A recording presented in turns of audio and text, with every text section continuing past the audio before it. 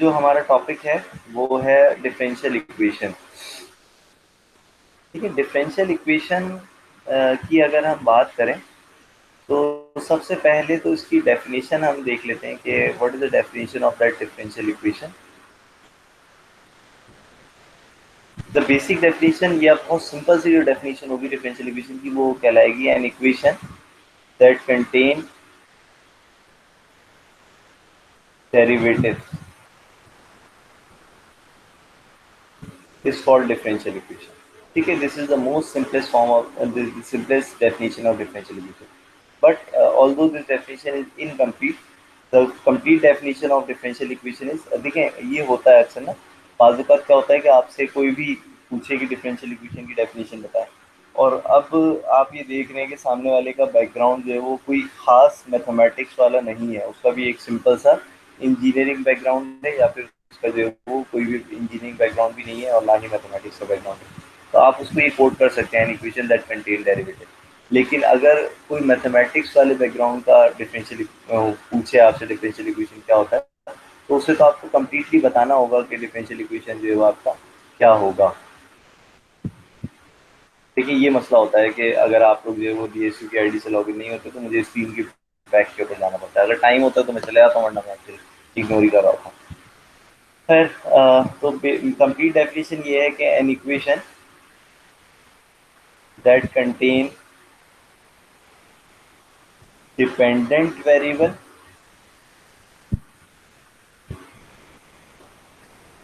independent variable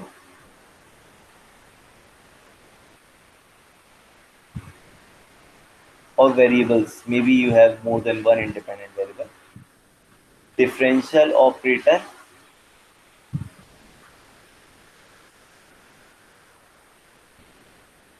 and have no arbitrary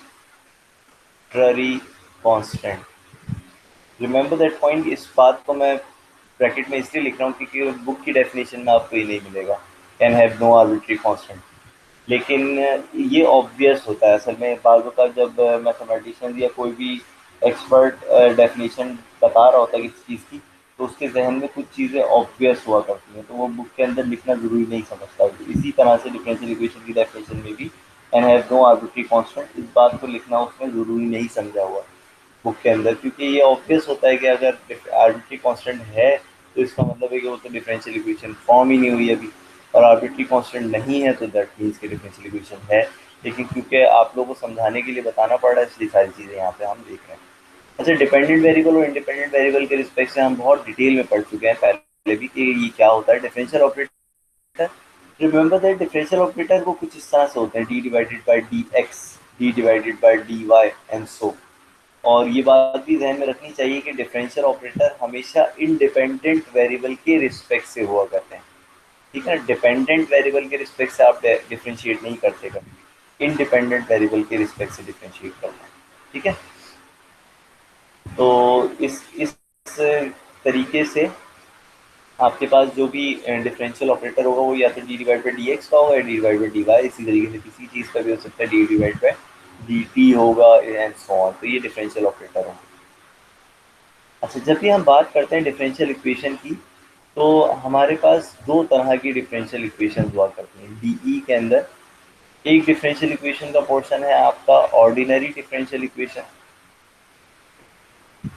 और एक differential equation का पोर्शन है आपका पार्शियल डिफरेंशियल इक्वेशन।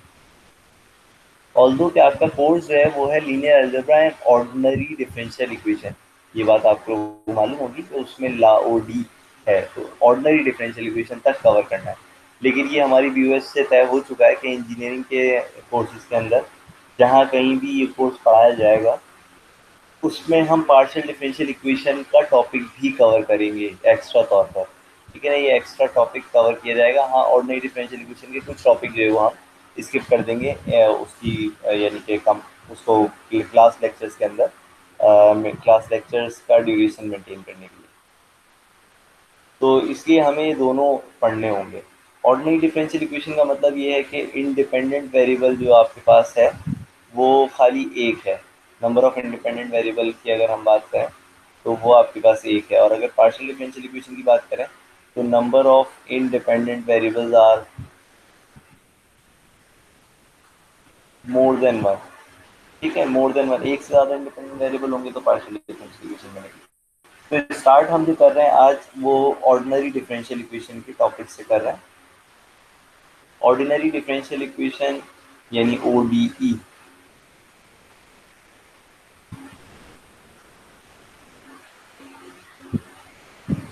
इसके जब भी हम स्टडी करेंगे डिफरेंशियल इक्वेशन की तो हमारे पास दो तरह की स्टडी होती है। देखिए, एक तो ये दो तरह की इक्वेशन होती है, लेकिन हमें जो स्टडी करना होता है वो एक चीज़ स्टडी करनी होती है फॉर्मेशन, कि how can we form a differential equation, and solution of differential equation, okay, that how can we solve that particular differential equation. So right now we are starting a topic of formation है, बल्कि solution of formation से पहले ये भी ध्यान में रख लें। देखिए, डिफरेंशियल इक्वेशन में अगर मैं आपसे कहूँ कि general equation of any curve या फंक्शन आपके पास गिवन हो, और इस जनरल इक्वेशन ऑफ कर्व को आप डिफ्रेंशिएट करें, अगर आप डिफ्रेंशिएट करें विद आर्बिट्री कांस्टेंट, अगर यहाँ पे मौजूद है ए सी इज फॉर आर्बिट्री कांस्टेंट, तो आपके पास डिफरेंशियल इक्वेशन बन जाएगी। ठीक है, जो भी डिफरेंशियल इक्वेशन के स्टेप्स हैं वो तो हम देख लेंगे, फॉर्मेशन के जो भी स्टेप्स हैं वो तो हम देख लेंगे, लेकिन फिलहाल मैं आपसे ये कह रहा हूँ कि जब भी आपके पास कोई इक्वेशन ऑफ कर्व हो आर्बिट्री कांस्टेंट के साथ और आपने उसे जो है वो डिफरेंशिएट किया तो डिफरेंशियल इक्वेशन बन जाएगी। अच्छा, अब मैं इसी डिफरेंशियल इक्वेशन को अगर सॉल्व करना चाहूँ, यानी इसी डिफरेंशियल इक्वेशन को अगर मैं इंटीग्रेट करूँ, तो ये आपके पास जो है वो सॉल्यूशन मिल जाएगा। ठीक है, यानी हुआ क्या कि जब आप डिफरेंशिएट कर रहे हैं तो डिफरेंशियल इक्वेशन फॉर्म हो गई, और जब आप इंटीग्रेट कर रहे हैं तो सॉल्यूशन मिल गई। इसका मतलब ये है कि they both are the reverse processes. के फॉर्मेशन ऑफ डिफरेंशियल इक्वेशन में you will study how can we form a differential equation by differentiating the general equation of the given curve. ठीक है, similarly solution of the differential equation means we have to, मतलब in a simple word we can say the solution of differential equation means there exists some integration, there involves some integration. So by using the integration you can get the solution of the ordinary differential, you can get the solution of the differential equation in general, और जो भी solution आएगा वो आपके पास general solution of the curve कहलाएगा। So the first part is you have to study the formation of differential equation। ठीक है, और ज़ाहिर है अभी हम ऑर्डिनरी डिफरेंशियल इक्वेशन पढ़ रहे हैं, तो first formation of ordinary differential equation. So तो इसमें जो है वो आप देखें कि लेट सपोज अगर एक इक्वेशन में आपके पास कुछ इक्वेशन इस तरह दी हुई हो, X square plus Y square equal to R square, तो इसका मतलब है कि एक्स और वाई तो वेरिएबल है, आर जो है वो आपका आर्बिट्रेरी कांस्टेंट है। तो अब आर्बिट्रेरी कांस्टेंट कितने हो गए इस इक्वेशन में, तो सिर्फ एक होगा। इसी तरीके से अगर मैं एक और इक्वेशन की बात करूं, x square plus Y square plus two g x, general equation of circle two f y plus c equal to zero, तो इसमें एक्स और वाई तो वेरिएबल हैं, लेकिन जी एफ और टी ये आर्बिट्ररी कांस्टेंट्स हैं। तो इसका मतलब number of arbitrary constants here are c. तो formation of ordinary differential equation का जो स्टेप नंबर वन है वो ये है कि you have to count the number of arbitrary constant in an equation। ठीक है, you just have to count the number of arbitrary constant। this is the first step of your formation of the differential equation। The second step is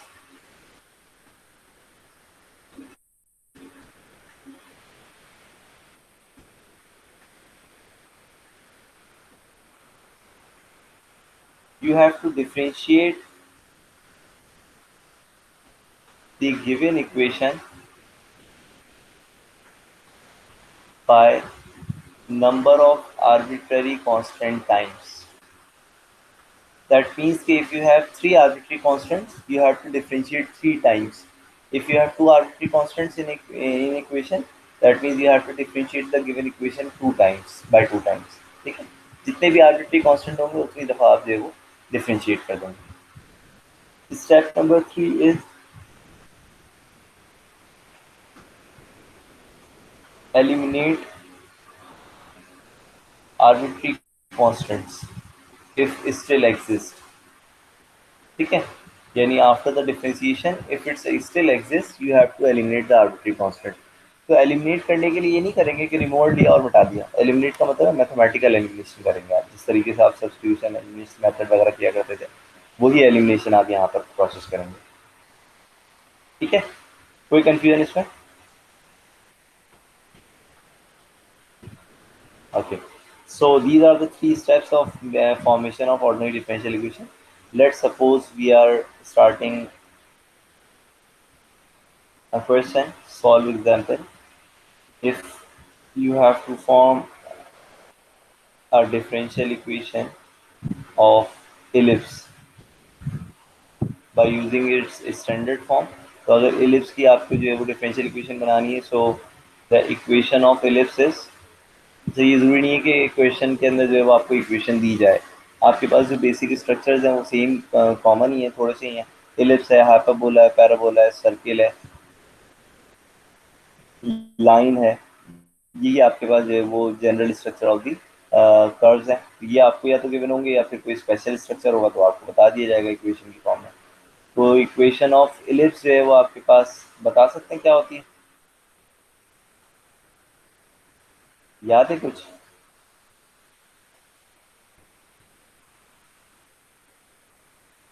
ji sir. Equation of ellipse बताएं क्या होती है? X square divided by A square plus Y square divided by B square equals to 1। Equals to 1। ठीक है, और जैमबोर्ड show नहीं हो रहा? अब तो हो रहा होगा। तो आपके पास जो है वो ये एलिप्स की इक्वेशन है। एलिप्स की इस इक्वेशन में हम देख सकते हैं कि स्टेप नंबर 1 अगर हम फॉलो करें, स्टेप नंबर 1 क्या है? You have to count the number of arbitrary constants. So number of arbitrary constants are 2 here. दो आर्बिट्री कांस्टेंट्स हैं आपके पास। ठीक है, तो इसका मतलब क्या होगा कि हमें अपनी इक्वेशन को कितनी मरतबा डिफरेंशिएट करना होगा? हम अपनी इक्वेशन को सिर्फ और सिर्फ 2 मरतबा डिफरेंशिएट करेंगे। ठीक है, maximum possible differentiation of this equation will be 2। अच्छा, simplified form of this equation can be used for differentiation। simplified form क्या होगी? Let's suppose if I take an LCM here, take LCM here, a square into b square, so the equation will be b square into x square plus a square into y square equals to 1।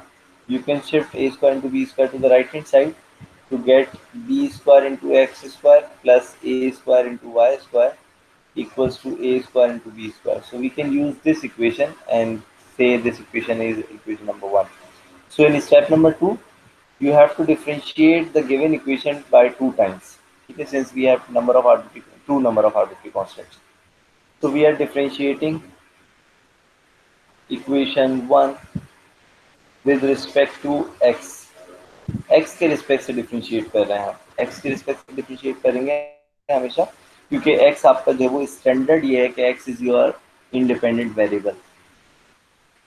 Remember that कि up till unless it's defined कि आपके पास independent variable क्या है, आप हमेशा book study के लिए, lecture study के लिए स्टैंडर्ड के तौर पे y को डिपेंडेंट लेते हैं और x को भी इंडिपेंडेंट लेते हैं। तो हम इस इक्वेशन को x के रिस्पेक्ट से डिफरेंशिएट कर रहे हैं। जब आप x के रिस्पेक्ट से डिफरेंशिएट करेंगे you will get an answer as b square into 2x plus a square into 2y into y dash equal to 0। Remember that when you are taking a derivative of x square, तो आपके पास क्या होगा? Power base में आएगी, एक power कम हो जाएगी 2 - 1, फिर उसके बाद डेरिवेटिव अगेन आएगा x का, जो कि क्योंकि इक्वल होता है 1 के, तो हम बार बार लिखते नहीं हैं, तो इसीलिए खाली 2x लिख देते हैं। लेकिन this is not same for a dependent variable y square. y square के लिए क्या होगा? 2y into d y by D x. तो d y by D x is written as 2y into Y dash. ठीक है, तो ये मैंने यहाँ पर लिख दिया। 2 can be taken common and shifted to the right hand side, to make, अच्छा A square into B square का डेरिवेटिव भी जीरो हो जाएगा, टू जीरो।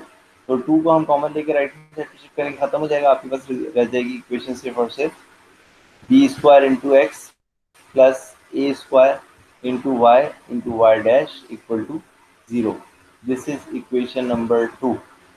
ठीक है, तो हमने अब तक जो है वो एक दफा डिफ्रेंशिएट कर लिया अपनी इक्वेशन। अब क्या करेंगे, again differentiate equation two with respect to X. X के रिस्पेक्ट से डिफ्रेंशिएट करेंगे आप, और एक्स के रिस्पेक्ट से डिफ्रेंशिएट करेंगे तो B square into X plus, देखिए क्या होगा, बी स्क्वायर इंटू एक्स का डेरिवेटिव वन आ जाएगा, प्लस टू इंटू इक्वेशन, देखिए ये है वाई इंटू वाई डैश है जिसको आपको डिफ्रेंशिएट करना है एक्स के रिस्पेक्ट से। तो यू इंटू वी का फॉर्मूला अप्लाई करेंगे। यू इंटू वी का फॉर्मूला क्या हो जाएगा आपके पास, ये आपके पास आ जाएगा, अच्छा यहाँ ए टू तो नहीं था, यहाँ कुछ और था, यहाँ ए स्क्वायर था। ठीक है, यू इंटू वी का फॉर्मूला अप्लाई करेंगे तो रहेगा Y into V, derivative of V is Y double dash, plus V derivative of U यानी वाई का डेरिवेटिव वाई डैश हो जाएगा इक्वल टू जीरो। तो आप ये लिख सकते हैं that B square plus A square into Y double dash plus Y dash whole square equal to zero. So this is equation number three. तो स्टेप नंबर टू यहाँ तक आपके पास कंप्लीट हो गया, क्योंकि स्टेप नंबर टू में आप maximum दो मरतबा डिफ्रेंशिएट कर सकते थे because you have two number of arbitrary constants. ठीक है, तो इसीलिए हम सिर्फ दो मरतबा डिफ्रेंशिएट करेंगे। अब स्टेप नंबर थ्री क्या है कि you have to eliminate B and A, B और ए को आपको जो है वो एलिमिनेट करना होगा। तो बी और ए को एलिमिनेट करने के लिए हम क्या करते हैं, लेट सपोज कि अगर मैं इक्वेशन थ्री में से, फ्रॉम इक्वेशन नंबर थ्री मैं बी स्क्वायर की वैल्यू निकाल लूँ। बी स्क्वायर की वैल्यू आपके पास आ गई, let suppose minus times a square into Y double dash plus Y dash square, ये आ जाएगी। और मैं इसे सब्सटीट्यूट कर दूं in equation two, equation two में सब्सटीट्यूट कर दूंगा। इक्वेशन टू के अंदर, इक्वेशन टू है आपके पास ये। अच्छा देखिए, इस ध्यान में रखिएगा हर दफ़ा ऐसा नहीं होगा, ये आपको देखना है। आपके पास इक्वेशन है वन टू थ्री, अब आपको इन तीनों इक्वेशन को कुछ साइमल्टेनियस ऐसे सॉल्व करना है कि आर्बिट्ररी कांस्टेंट जो है वो रिमूव हो जाए।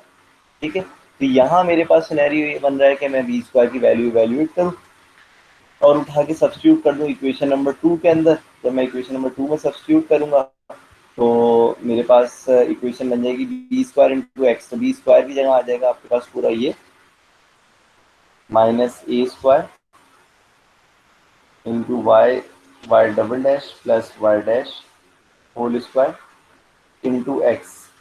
ठीक है, फिर उसके बाद क्या है, प्लस ए स्क्वायर और y into Y dash equal to zero. ये ऐसे ही रहेगा दायरा। यहाँ पे इक्वेशन दोबारा देख लेता हूँ, बी स्क्वायर की जगह जस्ट मैंने उसकी वैल्यू सब्स्टिट्यूट की है, बाकी सारी चीज़ें ऐसे ही। तो अब आप इस इक्वेशन में से देख सकते हैं कि अगर मैं ए स्क्वायर कॉमन लूँ, ए स्क्वायर क्योंकि कांस्टेंट है ना, कांस्टेंट है, तो ए स्क्वायर अगर मैं कॉमन ले लूँ और राइट हैंड साइड पे शिफ्ट कर दूँ तो ए स्क्वायर खत्म हो जाएगा। यानी इक्वेशन में अब ना ए स्क्वायर बचा ना बी स्क्वायर बचा, इक्वेशन रह गई सिर्फ और सिर्फ minus times Y into Y double dash plus Y dash whole square into X plus Y into Y dash equal to zero. So this is the required differential equation of ellipse. ठीक है, ये ellipse की differential equation है। कोई confusion यहाँ पर अगर है तो पूछ लें प्लीज अभी।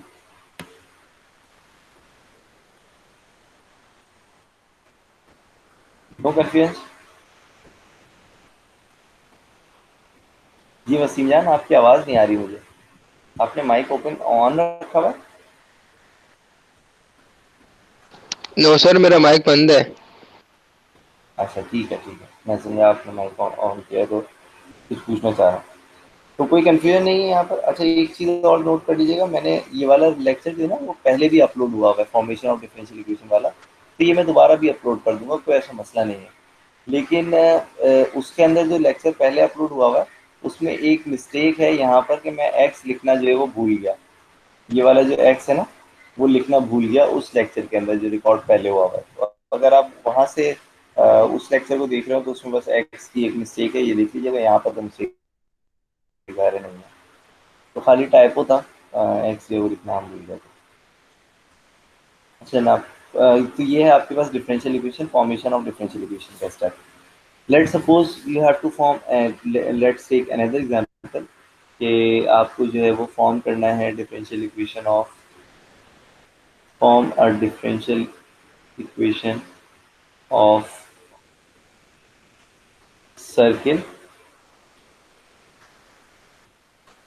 passing through origin। आपको ऐसे सर्किल का, ऐसे सर्किल की डिफरेंशियल इक्वेशन फॉर्म करनी है जो कि ओरिजिन से पास हो रही है। ओरिजिन से पास होने का मतलब है कि उसके अंदर जो कांस्टेंट होता है ना, सिंपल, वो जीरो हो जाया करता है। वैसे हम ये बात प्रूव भी कर सकते हैं, लेकिन बहरहाल कांस्टेंट जीरो हुआ करता है। ओरिजिन से पास होने का मतलब यही होता है कि वो होमोजीनियस है और कांस्टेंट जीरो है। यानी कि अगर इक्वेशन आपके पास ये है +2gx +2fy +c equal to zero, तो सी की वैल्यू जीरो आया करती है, ठीक है ना। अगर ओरिजिन से पास हो रहा है तो सिंपल ये हो जाएगा, इक्वेशन आपकी ये हो जाएगी 2gx +2fy equal to zero. तो आपको ये वाली इक्वेशन यूज करनी है। लेकिन अगर मैं आपसे कहता फॉर्म और डिफरेंशियल इक्वेशन ऑफ सर्किल, तो आप जो है वो फिर ये वाली इक्वेशन यूज करते हैं, ठीक है, general general equation of circle. तो स्टार्ट करते हैं। The equation of circle that is passing through origin is x² +y² +2gx +2fy equal to zero, ठीक है। तो क्योंकि अब आर्बिट्रेरी कांस्टेंट स्टेप नंबर 1 के मुताबिक आपके पास नंबर ऑफ आर्बिट्रेरी कांस्टेंट कितने हैं, सिर्फ दो ही हैं, जी और एफ, ठीक है ना। यानी जी है एक आर्बिट्रेरी कांस्टेंट और एक एफ है। Rest of the others are इधर अ कांस्टेंट, टू है तो कांस्टेंट है, और एक्स और वाई जो है वो आपके पास वेरिएबल है। So step number 2 is you have to differentiate the given equation by number of arbitrary constant times. तो आप इक्वेशन 1 को डिफरेंशिएट कर लें। Differentiate equation 1 with respect to X, of course X के रिस्पेक्ट से आप डिफरेंशिएट कर लेंगे। तो एक्स के रिस्पेक्ट से डिफरेंशिएट करें तो आपके पास पहला रिजल्ट आता है 2x, फिर आएगा 2y into Y dash, plus ये आ जाएगा 2g, एक्स का डेरिवेटिव 1 हो जाएगा, plus 2f into Y dash equal to zero. ये रिजल्ट आ रहा है। 2 can be taken common from all the terms and shifted to the right hand side to make the equation simple as x plus y into y dash plus g plus f into y dash equal to 0. So we can take this equation as equation number 2. So this is the result of the first differentiation. हमें क्या करना है, again अब differentiate करना है। तो differentiate equation number 2 with respect to x of course. तो again differentiate करेंगे तो आ जाएगा 1 प्लस, यहाँ पे अगेन वही u इंटू वी का फॉर्मूला आप अप्लाई करेंगे। u इंटू वी का फॉर्मूला होगा y into Y double dash plus Y dash square, ठीक है। अब मैं दोबारा इसको डिफाइन नहीं कर रहा क्योंकि पिछली एग्जाम्पल में भी ये चीज़ आ चुकी थी। प्लस जी का डेरिवेटिव क्या हो जाएगा, zero, plus f into y का डेरिवेटिव आ जाएगा आपके पास y double dash equal to zero. So this is your equation number 3। तो इसका मतलब स्टेप नंबर 2 हमारे पास कंप्लीट हो गया। दो मरतबा डिफरेंशिएट करना था, दो मरतबा डिफरेंशिएट हमने कर दिया। अब क्या करेंगे, अब क्योंकि हमें स्टेप नंबर 3 में आर्बिट्रेरी कांस्टेंट एलिमिनेट करना है। देखिए आर्बिट्रेरी कांस्टेंट एलिमिनेट करने के लिए अगर मैं अब यहाँ सिनेरियो अलग है। यहाँ सिनेरियो क्या है कि अगर मैं एफ की वैल्यू यहाँ से इवेल्युएट कर लूँ, इस इक्वेशन में से एफ की वैल्यू इवेल्युएट कर लूँ और वो इक्वेशन नंबर 2 में सब्सटीट्यूट कर दूँ, तो ठीक है एफ तो एलिमिनेट हो जाएगा लेकिन जी क्रिएट हो जाएगा। फिर क्या करूंगा मैं कि g की वैल्यू भी इवेल्युएट करूंगा, f की वैल्यू मेरे पास पहले है, पहले से मौजूद है, तो g और f को मैं इक्वेशन नंबर 1 में सब्स्टिट्यूट करूंगा ताकि फाइनली आर्बिट्रेरी कांस्टेंट एलिमिनेट हो जाए और आपके पास रिजल्ट आ जाए, ठीक है। तो f की वैल्यू फ्रॉम इक्वेशन नंबर 3 क्या आएगी, मैं यहाँ लिख रहा हूँ from equation 3 the value of f will be, ये हो जाएगा minus times 1 plus Y into Y double dash plus Y dash whole square divided by Y double dash. This is the value of F.